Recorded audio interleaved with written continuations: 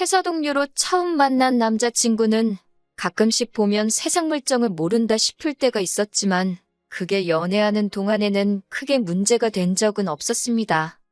오히려 딱히 싫어하는 것도 없고 까탈스러운 제 성격 잘 맞춰주는 수더분한 성격이 연애하는 기간이 길어지면 길어질수록 이 사람하고 살면 스트레스 받을 일은 없겠구나 하는 생각을 차츰 갖게 만들어줬어요. 같은 회사에 다니면서 동고동락하다 보니 일 때문에 서로 투닥거리기도 많이 했지만 같은 해에 회사에 들어간 입사 동기이기도 하고 회사 내에 몇 안 되는 또래이다 보니 서로의 상황 같은 게 더 잘 이해가 되었던 것 같아요. 그러다 보니 정도 빨리 들게 되었고 누가 먼저랄 것도 없이 사내 연애를 시작하게 되었네요. 사내 연애를 해보신 분은 알겠지만 회사에 아무리 비밀로 해도 티가 나긴 하나 봐요.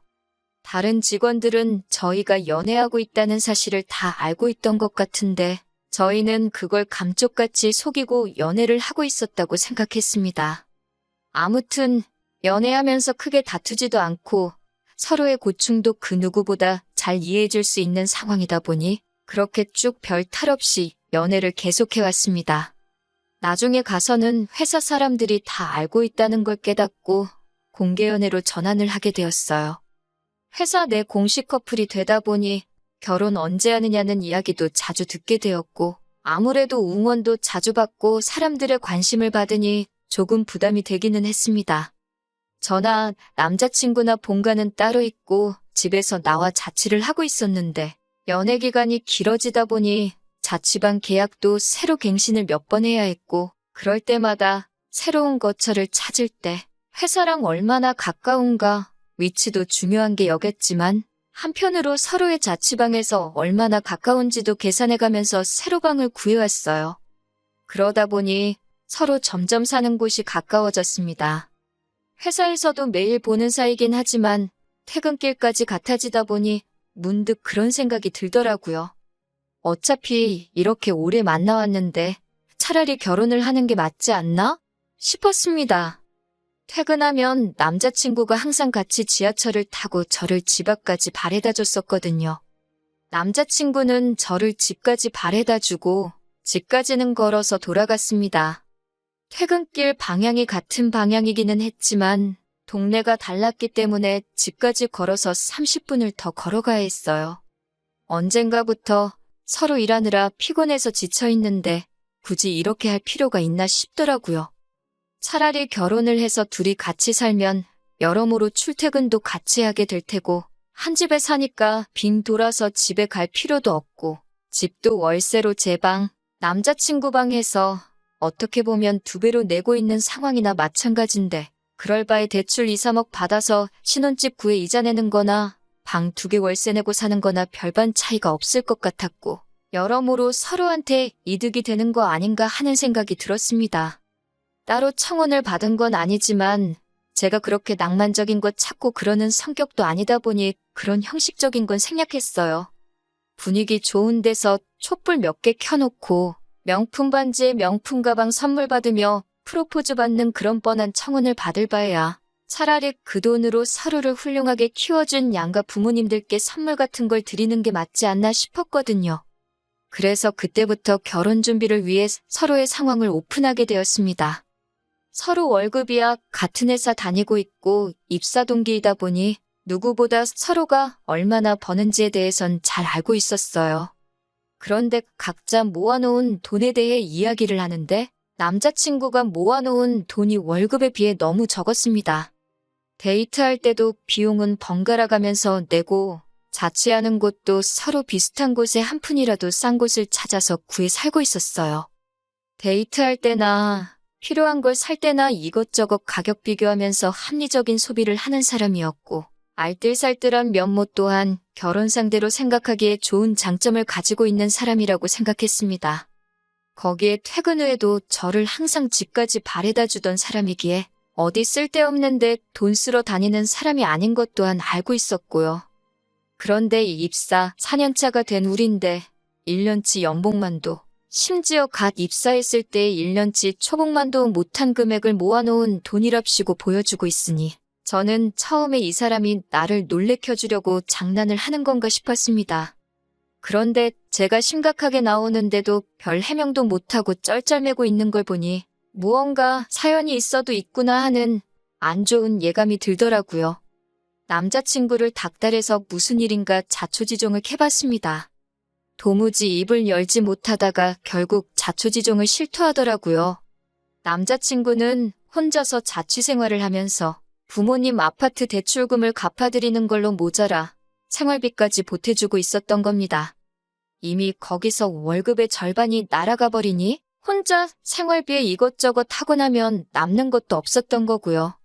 오히려 용케 그만큼이나 모았다 싶을 정도다 싶었어요. 남자친구 손에 남는 게 거의 없던 거예요. 제가 알기로 남자친구가 외아들도 아니고 다른 형제들이 있는데 다른 형제들도 부모님한테 생활비며 대출금이며 이렇게 갚아주고 있느냐 물어보니 다른 형제들은 자기 버는 만큼 벌지 못해서 혼자서만 하고 있다고 합니다. 사람이 착해 빠진 건지 멍청한 건지 자기가 월급의 반을 부모님한테 갖다 바쳐도 다른 형제들 버는 돈하고 비슷하니 그게 공평하다는 거예요. 자식된 도리로 부모님 도와주는 거 당연하다고 생각하지만 남자친구의 경우에는 그 정도가 너무 심하다 싶었습니다. 그리고 부모님 봉양을 혼자 하고 있는 거나 마찬가지인데 그게 공평하다고 생각하다니. 솔직히 호구도 이런 호구가 또 있을까 싶었어요. 부모님도 심지어 남자친구의 형제들마저도 남자친구를 등쳐먹고 있는 거잖아요. 그걸 바보같이 지 혼자만 모르고 있는 거고요. 남의 집 기둥은 뽑아오는 거 아니라는데 제가 결혼까지 생각하고 3년 가까이 연애를 해온 내 남자친구가 바로 소문으로만 듣던 남의 집 기둥이라는 사실에 정신이 다 아찔해지더라고요. 남자친구한테 솔직하게 말했습니다. 당신은 참 좋은 사람이고 그 모습에 결혼까지 생각했지만 가족을 책임져야 하는 상황이라면 결혼에 대해서 다시 생각해봐야겠다고요. 남자친구도 자기가 처한 상황이 무언지 알고는 있는지 제 말에 대답을 이어가지 못하더군요. 연애를 시작했을 때 결혼을 전제로 시작한 건 아니었지만 그래도 미리 알려주지 않았다는 게 원망스럽기까지 하더라고요. 그렇게 한참 서로 아무 말 없이 있다가 남자친구가 무거운 입을 열었습니다. 앞으로 결혼하게 되면 부모님 집 대출금을 내주는 건 그만하겠다고요. 그리고 저한테 경제권을 넘겨준다고 하더라고요. 하지만 돈 관리를 전적으로 저에게 맡기는 대신에 부모님께 생활비까진 아니어도 어느 정도 용돈을 챙겨줬으면 싶다는 겁니다. 그 액수는 그때그때 저한테 허락을 받거나 합의하는 선에서 말이지요.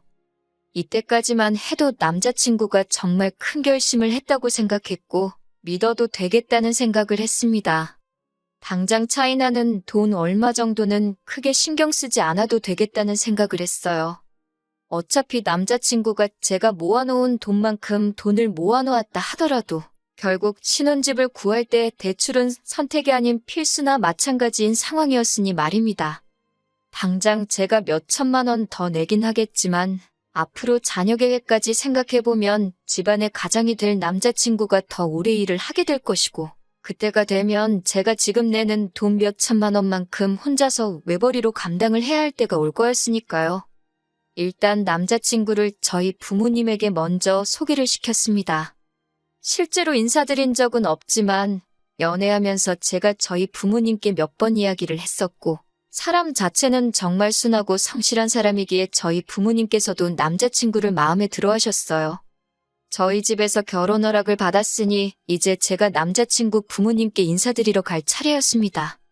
그런데 남자친구가 이런 이유, 저런 이유를 대면서 인사시키는 나를 미루려고 하더라고요.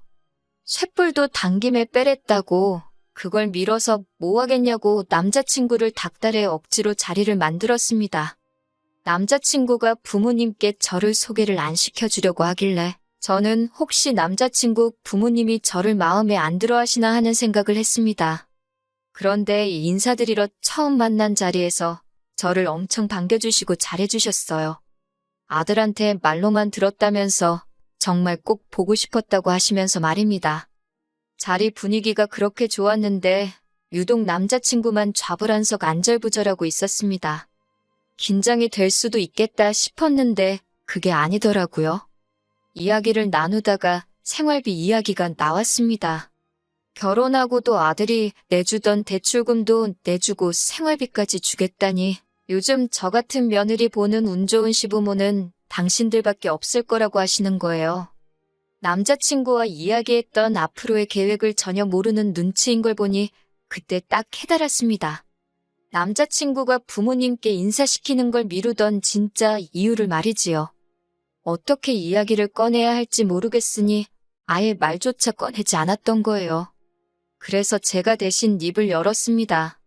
그건 남자친구가 말씀을 아직 안 드린 것 같은데 결혼 후에는 저희도 신혼집을 구하면서 대출금이 생기고 경제적으로 빠듯해지기 때문에 불가능하게 될 것 같다고요. 그 말이 끝나기가 무섭게 남자친구 어머니의 표정이 싹 바뀌더라고요.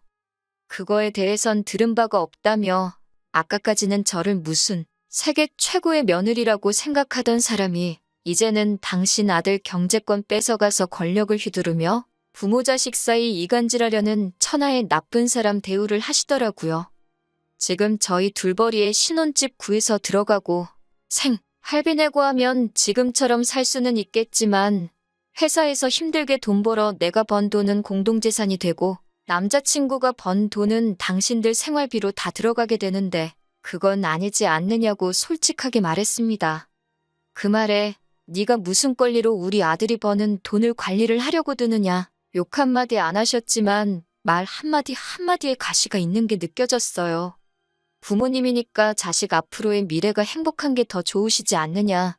대충 계산해봐도 여태까지 드린 게 5, 6천만 원은 된다. 그 정도면 자식 된 돌이 충분히 했고 앞으로 여태 보내드렸던 만큼은 아니지만 용돈도 드리기로 했지만 도통 들으시질 않더라고요. 언성이 높아지기 시작하니까 옆에서 꼼짝 못하고 있던 남자친구가 자기한테 좋은 해결법이 있다고 어이없는 소리를 하더라고요. 자기가 퇴근하면 대리운전 같은 거 하고 주말에는 물류창고 같은데 가서 일을 더 하겠다고요. 그렇게 돈을 더 벌면 그 돈으로 대출금을 갚아드리겠다는 겁니다. 아직 내 집도 없는데 투자까지 뛰면서까지 자기 부모 대출금의 생활비를 내주겠다는 게 말이나 되는 일인가 싶었습니다. 그렇다고 형제가 셋인데 그거 다 갚아주고 물려받을 일이 있는 것도 아니고요. 그건 또 무슨 소리냐고 한마디 걸고 넘어졌더니 남자친구 어머니가 당신 아들이 알아서 더 벌어가지고 준다는데 그것도 못하게 하느냐고 저보고 마누라 될 사람이 그 정도 이해심도 없어서 어디다 쓰겠냐고 얼굴에 철판 깔고 나오더군요. 더 길게 생각할 필요도 없겠더라고요. 어리숙한 건 알고 있었지만 부모님 눈치 본다고 해야 할 말도 못하는 남자친구는 더 이상 제 눈에 좋은 신랑감으로 보이지 않았습니다. 생활비 내주고 대출까지 갚아주는 집안의 기둥인 효자 아들이 결혼해서 가정을 꾸린다고 해서 부모들한테 진심으로 축하받을 것 같지도 않았어요. 오히려 당신들 당연히 받을 돈 뺏어간다고 싫어하지는 않으면 다행이라는 생각이 들었고요. 남자친구도 자기 인생, 자기 건강 갈아 넣으면서까지 돈을 더 벌어다가 부모한테 갖다 바치겠다는데 제가 뭐가 아쉬워서 남자친구를 오래 알고 지낸 거지 따지고 보면 그날 처음 본 알지도 모르는 사람들한테 시작부터 끝까지 미움을 받아야 하는지도 모르겠더라고요. 그리고 퇴근 후에 투잡 뛰고 주말에는 아르바이트해서 돈을 더 벌 거면 저랑 결혼은 왜 하나요? 그냥 관상용 열대어를 한 마리 키우고 말지. 일주일에 7일 밤낮 없이 일하는 남편이면 솔직히 없는 거나 마찬가지잖아요. 그래서 그냥 자리에서 일어났습니다. 남의 집 기둥 뽑아오는 거 아니라는 말이 괜히 있는 말이 아닌 것 같다고 결혼 이야기 뒤집어버리는 것도 뒤집어버린 거지만 남자친구한테도 이만 헤어지자고 말했어요. 평생 그렇게 가족들 지갑 노릇이나 하라고요. 그렇게 사는 게 좋다는데 내가 스트레스 받아가면서까지 못하게 말릴 필요가 없다고 말하고 자리에서 일어났습니다. 같은 회사를 다니다 보니 보기 싫어도 마주쳐야 해서 불편했는데 남자친구의 마지막 책임감인지 저에 대한 죄책감 때문인지는 몰라도 이직한다고 말하고 그 후에 회사를 그만두었습니다. 그런데 뭔가 계산착오가 있었는지 바로 직장을 못 구했나 봐요. 헤어지고 4개월쯤 지나서 제가 사는 자취방 앞에 술에 잔뜩 취해서 찾아왔더라고요. 평소에 술은 입에도 안 대던 사람인데 뭔가 싶어서 이야기를 들어봤는데 직장을 못 구해서 수입이 없는 상황인데 부모님들은 멀쩡히 다니던 회사 그만둔 남자친구 잘못이라면서 그나마도 저금이라고 모아놓은 돈을 내놓으라고 했다는 겁니다. 당장 자기는 수입이 없어서 걱정이 돼서 죽겠는데 남자친구 부모님은 그 몇 달을 못 기다려서 얼마 안 되는 자기 돈을 가져가려고 한다고요. 그리고 상황이 이렇게 되니 자기가 자기 인생에 얼마나 큰 부분을 놓아버린 건지 이제야 깨달았다고 하면서 저한테 사과를 하더라고요. 이제 정말 자기는 부모님 안 보고 살아도 되니까 자기를 다시 받아달라고요. 집에다 돈 가져다 바치는 것도 그만둘 것이고 2번 다시 호구 노릇 하지 않겠다고 머리를 바닥에 찌으면서까지 부탁을 하더라고요. 그렇게 오래 연애했고 그동안 정이 많이 들었는데도 안쓰럽지가 않았습니다. 제가 이야기했을 때 진작에 들었으면 이럴 일도 없었을 텐데요. 멀쩡히 다니던 회사도 그만둘 필요도 없었을 테고요. 결국 저보다 가족을 먼저 택했던 사람인데 제가 지금 받아준다고 해서 또 그러지 않을 거라는 보장도 없다는 생각이 들었어요. 그래서 안타깝지만 나는 너랑 다시 시작할 생각이 없다. 그리고 술 먹고 이렇게 찾아오는 것도 싫고 우리는 이미 끝난 거니까 2번 다시 찾아오지 말라고 했습니다. 내가 뭐라고 당신하고 당신 부모님, 부모 자식 간의 천륜을 끊어낼 수 있겠냐고 믿는 도끼에 발등 찍히는 것도 딱 한 번이라고 했고 넌 벌써 그 기회를 날려먹었다고 했어요. 그 뒤로 한동안은 연락도 소식도 모르고 지냈습니다.